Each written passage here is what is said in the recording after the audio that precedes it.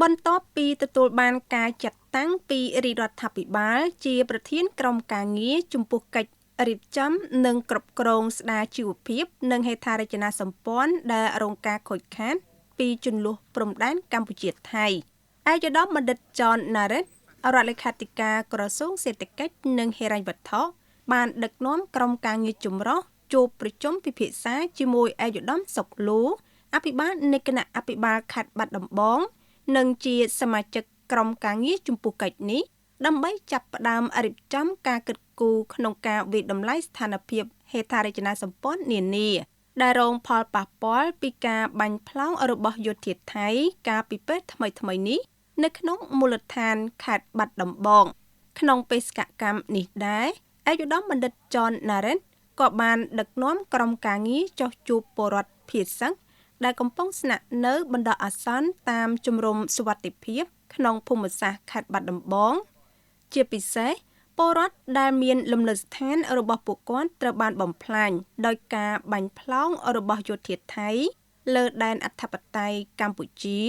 ព្រមទាំងបានជួបសួរសុខទុក្ខសិស្សានុសិស្សនិងលោកគ្រូអ្នកគ្រូតាមសាលារៀនមួយចំនួនដែលនៅគៀកនឹងតំបន់រងគ្រោះពីការទម្លាក់គ្រាប់ដោយយន្តហោះចម្បាំងរបស់ថៃផងដែរសូមបញ្ជាក់ជូនថា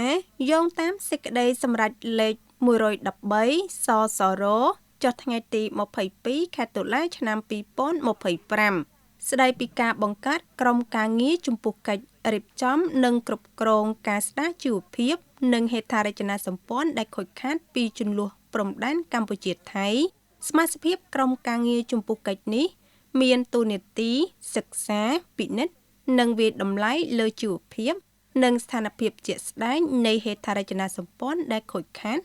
សម្រាប់សម្រួលនិងសហការជាមួយក្រសួងស្ថាប័ននិងអាជ្ញាធរខេត្តពាក់ព័ន្ធលើការងាររៀបចំអនុវត្តកម្មវិធីជំនួយសង្គមសម្រាប់ការស្ដារជីវភាពនិងគម្រោង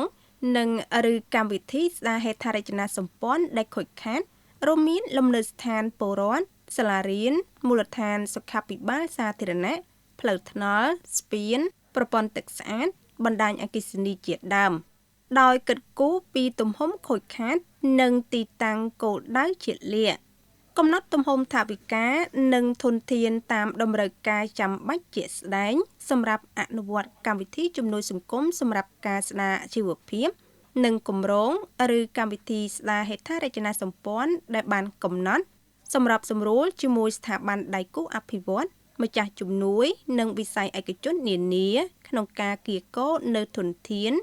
និងជំនួយបច្ចេកទេសក្នុងការអនុវត្តការរៀបចំនិងគ្រប់គ្រងការស្ដារជីវភាពនិងហេដ្ឋារចនាសម្ព័ន្ធដែលខូចខាតពីការឈ្លានពានរបស់ថៃ